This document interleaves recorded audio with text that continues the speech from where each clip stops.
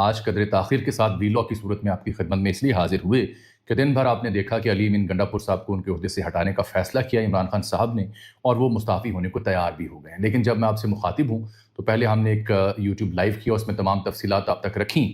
سب سے اہم سوال جو اٹھ رہے ہیں، جن کا جواب دینا ضروری ہے، کہ یہ اچانک علی امین گنڈا پور صاحب کو کیوں عہدے سے ہٹایا گیا۔ اس کی 3 بڑی بنیادی وجوہات ہیں جو آج میں نے سنگن لی پارٹی کے اندر بھی اور کچھ علی امین کے قریبی ذرائع سے۔ پھر سہیل خان آفریدی کا نام کیسے سامنے آیا؟ سہیل خان آفریدی کون ہے؟ کیا وہ وزیر اعلیٰ بننے میں کامیاب ہوں گے؟ کیا گورنر ان کی راہ میں رکاوٹ بن سکتا ہے؟ کیا اپوزیشن مل کے اپنی مرضی کا عہدیدار یا کوئی امیدوار سامنے لا سکتی ہے؟ اس موقع پر سہیل خان آفریدی کی نامینیشن یا نامزدگی کے ذریعے عمران خان نے اسٹیبلشمنٹ کو بہت بڑا پیغام دیا ہے۔ وہ کیا ہے؟ اس سب پہ تو بات ہوگی، لیکن سچ بولوں اگر میں آپ سے، اس بیچ 2 خبریں دب گئیں، بڑی اہم خبریں تھیں۔ آج ہی کے دن یہ بھی فیصلہ تقریباً ہو گیا تھا کہ جو آزاد کشمیر کے وزیر اعظم ہیں چودھری انوار الحق، ان کو بھی عہدے سے ہٹانا ہے۔ اس معاملے کو تھوڑی دیر کے لیے روک لیا گیا ہے، اب وہ کچھ اور فیصلے کیے جا رہے ہیں، لیکن جلد ان کی بلی بھی چڑھائے جانے کی خبر یا جانکاری ہے۔ ایک خبر اور بڑی باریک دب گئی، پاکستان اور امریکہ بہت بڑا اعلان کرنے جا رہے ہیں۔ ایک انتہائی ذمہ دار سفارتکار سے میری چند روز پہلے ملاقات ہوئی اسلام آباد میں، تو بہت بڑی ڈیل یا بہت بڑا معاہدہ اس کا امکان ہے چند روز بعد۔ امریکہ میں ہے شٹر ڈاؤن حکومتی، جیسے ہی وہ ختم ہوگا تو وہ منظر عام پر آ سکتا ہے۔ ہتھیاروں کی ڈیل میں 2016 کے بعد پہلی بار امریکہ پاکستان کو میزائل دینے کو تیار ہو گیا ہے۔ یہی نہیں بلکہ F-16 کے رینیول جو ہے انجن کے، اس پہ بھی تیاری انہوں نے کر لی ہے۔ کسی زمانے میں یہ کام رک گیا تھا، لیکن آج علی امین گنڈا پوری سب ہر جگہ اس کے اوپر ہی بات ہو رہی ہے۔ تو خبر ہم دیتے ہیں، جو ہمارا کام ہے ویلاگ میں، ہمارا یہ دعویٰ رہا، اللہ کرے یہ دعویٰ اس کے اوپر ہم پورا اترتے رہیں کہ لیس فنکاری مور جانکاری۔ صاحب عرض یہ ہے کہ علی امین گنڈا پور صاحب کے اوپر 3 بنیادی الزامات ہیں۔ ایک تو میں سب سے پہلے آپ کو یہ بتا دوں کہ علی امین گنڈا پور پچھلے کئی دنوں سے، جمعے سے آنورڈ بالخصوص، جو KP ہاؤس اسلام آباد ہے وہاں مقیم تھے۔ کال اور آج دروازہ بند کیے، تنہائی میں رہے اور اپنے آپ کے ساتھ وقت گزارا، سوچ بچار کی، کچھ اہم لوگوں سے ہیلو ہائی کی، ملاقاتیں بھی کی۔ ان کو یہ خبر تھی کہ ان کے دن آ چکے ہیں، اس کو روکنے کے لیے انہوں نے بڑے ہاتھ پاؤں مارے، لیکن ایسا ممکن نہیں ہو سکا۔ جب یہ آخری بار عمران خان صاحب سے ملنے گئے تھے، جیل کے دروازے جب کھلے تو 2-2.5 گھنٹے پر طویل ملاقات ہوئی۔ عمران خان صاحب نے خوب لتاڑا تھا علی امین گنڈا پور کو۔ وجوہات کیا بنی، اور پھر میں آتا ہوں ذرا یہ جو سہیل خان آفریدی ہے اس کے اوپر بھی۔ ایک تو سب سے بنیادی مسئلہ یہ تھا کہ ایک عرصے سے عمران خان صاحب اور PTI یہ سمجھ رہی تھی، ورکر بالخصوص، کہ علی امین گنڈا پور عمران خان صاحب کا پیغام یا ان کا بیانیہ اس کا بوجھ اٹھانے میں ناکام ہے، اور ان کے اوپر الزام لگ رہا تھا کہ یہ جو وفاقی پالیسیاں ہیں ان کی یہ مدد کر رہے ہیں، عمران خان کی پالیسیوں کو ٹو نہیں کر رہے۔ مثلا عمران خان صاحب چاہتے ہیں ان کے صوبے میں آپریشن نہ ہو، ملٹری آپریشن۔ آج بھی آپ کو پتا ہے اورنگزیب سے بڑی افسوسناک خبر آئی، لیفٹیننٹ کرنل، میجر اور نوجوان مزید 11 افراد شہید ہوئے ہیں۔ بڑی بدقسمتی ہے کہ ہم اپنے جوانوں کے افسران کے جنازے اٹھا رہے ہیں، دہشت گردی کے ختم ہونے کا نام نہیں لے رہی۔ تو عمران خان صاحب نے ان کے ذمہ لگایا تھا جرگے بٹھائیں، افغانستان جائیں، قبائل کے ساتھ مل کے بات چیت سے مسئلے کا حل نکالیں۔ اس میں بظاہر وہ ناکام ہوئے۔ پھر انہوں نے کہا کہ جو آپ کا بیانیہ ہے وہ وہی ہو جو میں دے رہا ہوں۔ عمران خان صاحب کے ہینڈل کے اوپر یا PTI کے ہاں کچھ عرصہ بریک رہی، نرمی رہی، لیکن پچھلے چند ہفتوں سے آپ دیکھ رہے ہیں کہ عمران خان صاحب کھل کے اسٹیبلشمنٹ کا نام لے کے کھلی تنقید کر رہے ہیں، اور یہ کہہ رہے ہیں کہ کوئی رابطہ نہیں ہے، کوئی ڈیل نہیں ہے، جس نے بات کرنی ہے جیل میں آ کے کرے۔ ایک باریک وجہ جو میں آپ کو بتانے لگا ہوں آج، وہ یہ ہے، یہ فیکٹ ہے کہ علی امین گنڈا پور ہوں یا بیرسٹر سیف ہوں یا اعظم سواتی یا ان جیسے 2-4 اور لوگ، یا امریکہ سے بھی 2-4 ڈاکٹرز آئے تھے، جتنے لوگوں کے میں نے نام لیے، یہ خاصی حد تک اسٹیبلشمنٹ کے ساتھ بیک ڈور روابط میں رہے۔ انہوں نے کو راہ نکالنے کی کوشش اپنے تئیں کی، لیکن ان سب کو ناکامی ہوئی۔ وجہ اس کی عمران خان صاحب کے اپنا بیانیہ کہہ لیں یا اسٹیبلشمنٹ کی کچھ شرائط کہہ لیں، لیکن یہ کامیاب نہیں ہو پائے۔ علی امین پر امید تھے کہ چونکہ وہ اسٹیبلشمنٹ اور عمران خان کے بیچ پل کا کردار ادا کرتے ہیں، لہٰذا انہیں تو نہیں ہٹایا جا سکے گا۔ بلکہ میں آپ کو اگر سچی بات بتاؤں تو علی امین ذاتی حلقے میں بیٹھے کہتے تھے کہ عمران خان صاحب بھی اگر چاہیں تو شاید نہ ہٹا سکیں مجھے، میں ضروری بن چکا ہوں، مجبوری بن چکا ہوں۔ یہ ان کی سمجھ تھی، ان کی غلط فہمی تھی۔ وہ نہیں جانتے تھے کہ عمران خان صاحب ایسی غلط فہمیاں بڑی آسانی سے دور کر دیتے ہیں۔ PTI کے اندر یا ورکر ہوتا ہے یا عمران خان ہوتا ہے، بیچ کی قیادت ریلیونٹ کیسے رہے گی؟ ورکر اور خان دونوں کو پلیز کر کے، وگرنہ ریلیونٹ ہو جائیں گے۔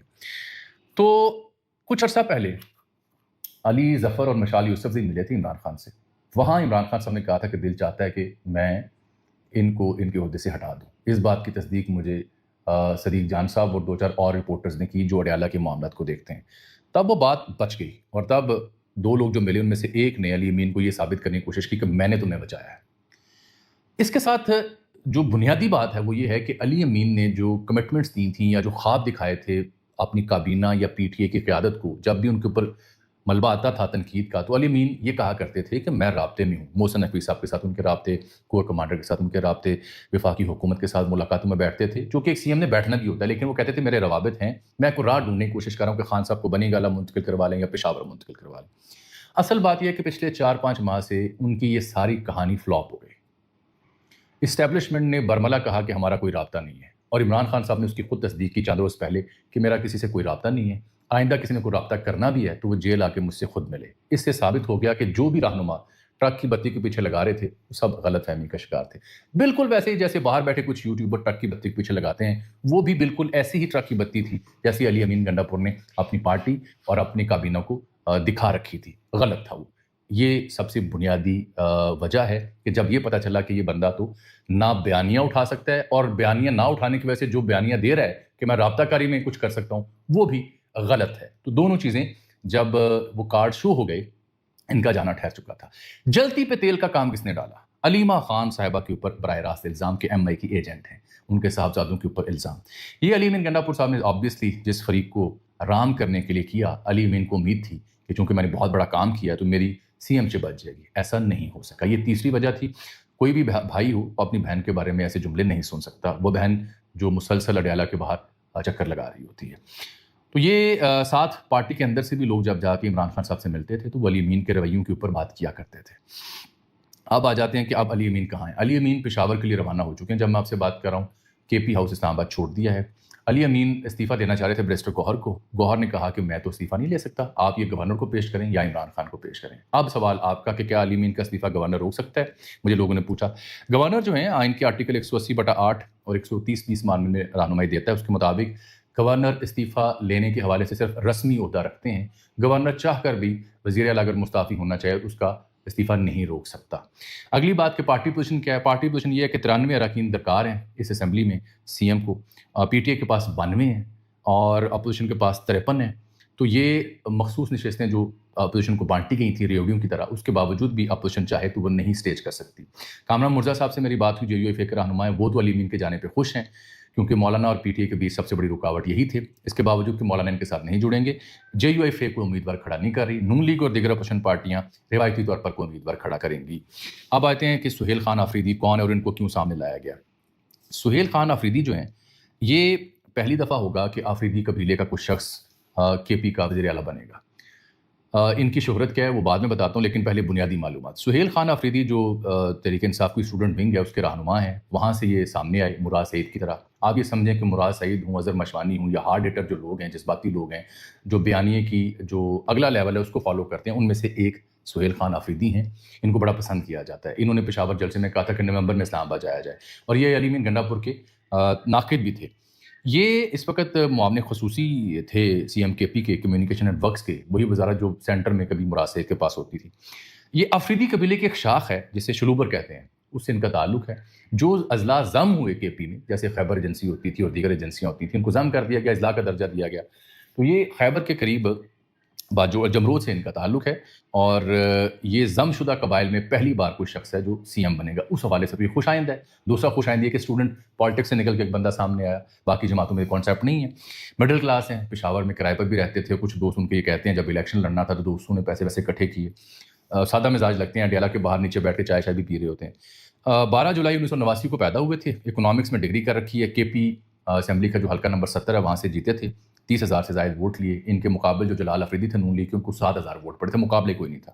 تو یہ ہے ان کی کوالیفیکیشن۔ لیکن اصل کوالیفیکیشن کیا ہے؟ ہارڈ ہٹنگ ہے۔ عمران خان صاحب نے جو گیئر چینج کیا ہے کہ براہ راست اسٹیبلشمنٹ کو انہوں نے رگیدنا شروع کیا، ان کا نام لینا شروع کیا ہے، تو علی امین وہ بوجھ نہیں اٹھا پا رہے تھے۔ تو ان کی نامینیشن اس لیے کی گئی ہے کہ عمران خان صاحب نے گیئر بدلا ہے۔ ایک سخت موقف والا بیانیہ جو عمران خان صاحب کا ہے اس کو لے کر کے آگے جو بندہ ہے اس کو نامینیٹ کیا ہے۔ یہ ان کی راہ میں رکاوٹ کیا ہوگی؟ جب یہ اس کرسی پر بیٹھیں گے جو سی ایم کی کرسی ہے تو وہ کانٹوں کی سیج ہے۔ وہاں پہ آپ کو ڈے ٹو ڈے افیئر میں کور کمانڈر سے، انٹیریئر منسٹر سے، چیف سیکرٹری سے اور دیگر سے ملاقاتیں کرنی ہیں۔ وہاں پہ آپ کو جب ادارے آ کے خبر دیں گے کہ صوبے میں ہو کیا رہا ہے تو آپ مہینہ 2 مہینے تو شاید گرم لہجہ اختیار کر سکیں، بعد میں آپ کے لیے مسائل ہوں گے، کیونکہ اب ایک نیا دھڑا بھی ہوگا جس کا انہیں سامنا ہوگا۔ وہ علی امین ان کے چاہنے والے ہیں۔ یہ آل ٹوگیدر ایک نئی کابینہ ہوگی، جھگڑا صاحب آ سکتے ہیں، منگر صاحب اس میں آ سکتے ہیں، لیکن ہائی ہوپس یہ ہیں پی ٹی آئی کو کہ ان کی نامینیشن سے جو پھڈا پارٹی میں ہوا ہے وہ ختم ہو جائے گا. But I think the other way around. صورتحال ابھی دیکھیے 1-2 ماہ ان کو چلنے دیں اور پھر دیکھتے ہیں. یہ اگلے 2-4 دنوں میں چیزیں اور واضح ہو جائیں گی. یہاں ایک پرابلم یہ ہوئی کہ جو آج دوپہر میں بیرسٹر گوہر سے منسوب بیان چلا کہ جی میں کلیریفائی کرتا ہوں کہ میں نے کوئی اسٹیٹمنٹ میڈیا کو نہیں دی علی امین گنڈا پور کی طرف سے کہ ان کو ہٹائے جانے کی خبر درست نہیں ہے. اے آر وائی کے ٹکر تھے جو انہوں نے چلائے بیرسٹر گوہر سے، تو انہوں نے اس کی تردید کی، جس پہ شہباز گل نے بڑا دلچسپ لطیفہ بھی لکھا ہوا ہے. عمران ریاض خان صاحب اور سمینہ پاشا اور دیگر جو ہمارے دوست ہیں وہ علی امین گنڈا پور کی رخصتی پہ خاصے خوش تھے اور اسے بڑا خوش آئند قرار دے رہے تھے. چیلنج سہیل خان افریدی کو ہے، کیا وہ افغانستان جا پائیں گے جو علی امین نہیں جا پائے؟ کیا وہ جرگے اور قبائل بلا کے امن کو یقینی بنا سکیں گے وداؤٹ دی سپورٹ آف وفاق؟ ایک اور بڑا سوال. کیا وہ بینگ سی ایم بڑا قافلہ لے کے اسلام آباد پہ دھاوا بول سکتے ہیں؟ تیسرا بڑا سوال. اب اس سب میں جو خبر ہے وہ یہ ہے کہ جو خواتین کی لڑائی تھی اس میں علیمہ بی بی کا پلڑا بھاری رہا ہے. یہ ایک تلخ حقیقت ہے، پی ٹی آئی کے لوگ مانیں یا نہ مانیں، کیونکہ علی امین کو یہ بڑا تکیہ تھا کہ وہ نہ صرف اسٹیبلشمنٹ کی سپورٹ بلکہ بیگم صاحبہ کی بھی ان کے بارے میں ہمدردانہ رائے ہے، تو ان کی کرسی محفوظ ہے، لیکن ایسا نہیں ہوا. دلچسپ دن ہے. وزیر اعظم آزاد کشمیر بھی رخصت ہونے کو ہیں، ابھی ان کے ہاں فیصلے ہو رہے ہیں مہاجرین کی سیٹیں کم کرنے میں. جانے سے پہلے جو میں نے سب سے اہم خبر آپ کو دینی ہے وہ سن لیں مجھ سے. امریکہ اور پاکستان کے بیچ بہت بڑا معاہدہ ہونے کی اطلاع ہے جو میں نے انٹرو میں آپ کو خبر دی. امریکہ میں چونکہ حکومتی شٹ ڈاؤن ہے، جیسے وہ کھلے گا تو یہ اعلان ہو سکتا ہے. جو کنسائنمنٹ گئی ہے وہاں پہ 2 ٹن کی کو $500 ملین کی، وہ ایک تعارفی تحفہ ہے دکھانے کے لیے کہ یہاں سے یہ نکل سکتا ہے. یہاں سب سے اہم ڈیولپمنٹ اس سلسلے میں جو میں خبر دے رہا ہوں اس کی تصدیق کیسے ہوتی ہے. فضا سے مار کرنے والے جو میزائل ہیں ان کی فروخت کا فیصلہ امریکہ نے کیا پاکستان کے لیے. یاد رہے کہ 2016 سے آن ورڈ یہ پہلی ڈیل ہے. پچھلے 10 برسوں میں امریکہ پاکستان کی کوئی دفاعی ڈیل نہیں تھی. امریکہ کے سارے معاملات بھارت کے ساتھ جڑے ہوئے تھے. اب 2018 میں $1 ارب کی امریکی اسلحے کی فروخت ہوئی تھی پاکستان کو، جو پھر 2016 میں معاف کیجیے گا 2018 میں یہ کم ہو کے 21 ملین تک رہ گئی تھی. یعنی ایک زمانے میں $1 ارب تک کی دفاعی مصنوعات امریکہ پاکستان کو دیتا تھا. اب میں لکھا غلط ہے، شاید 2016 یا 10 ہے، لیکن 2018 کا میں بتا سکتا ہوں کہ تب یہ 21 ملین تک رہ گئی تھی، کم ہو گئی تھی. ہمارے پاس جو F-16 امریکہ نے دیے ہم اسے بھارت کے خلاف یوز نہیں کر سکتے. ان کے انجنز نے رینیو ہونا تھا، سسٹم نے، وہ بھی رکا ہوا تھا. پھر جو میزائل امریکہ دیتا تھا وہ بھی رکے ہوئے تھے، اس لیے ہم نے چینی ٹیکنالوجی پہ انحصار کیا. اب خبر جو مصدقہ میرے پاس ہے وہ یہ ہے کہ امریکہ نے یہ فیصلہ کر لیا ہے کہ نہ صرف ہمیں وہ میزائل ملیں گے جنہیں AMRAAM کہا جاتا ہے، AMRAAM، یعنی advanced air to air missile, جسے AIM-120 بھی کہا جاتا ہے. ایڈوانس میڈیم رینج کا یہ میزائل ہے. یہ دینے کا فیصلہ اصولی طور پر امریکہ نے کر دیا. جو پیٹ سیٹبرگ ہیں، ان کے سیکٹری وار جو کبھی سیکٹری دفاع ہوتے تھے، ان کے آفس سے یہ تصدیق امریکی اخباروں میں چھپی پڑی ہے. اس خبر کا دوسرا حصہ زیادہ اہم ہے، وہ یہ کہ F-16 اس کو اپ گریڈ کرنے کے اوپر بھی امریکہ نے حامی بھر لی ہے. تو یہ ہے دفاعی معاملہ. معدنیات، دفاعی، کاؤنٹر ٹیررزم کے اوپر، کرپٹو کے اوپر ایک بڑا معاہدہ ہے جو جیسے ہی شٹ ڈاؤن ختم ہوگا تو آپ کو امریکہ اور پاکستان کے حکام وہ کرتے دکھائی دیں گے. ایک بات اور، in like other countries, America MOUs نہیں کرتا، یادداشتوں پر دستخط نہیں کرتا، سیدھا سیدھا کانٹریکٹ وہ منظر عام پر لاتے ہیں، لین دین کی بات کرتے ہیں. تو امریکہ پاکستان کے تعاون کے حوالے سے یہ 2 بڑی اہم خبریں ہیں جو سیاسی ہیپننگ کی وجہ سے نیچے دب چکی تھیں. مجھے آج کے لیے اجازت. اللہ حافظ.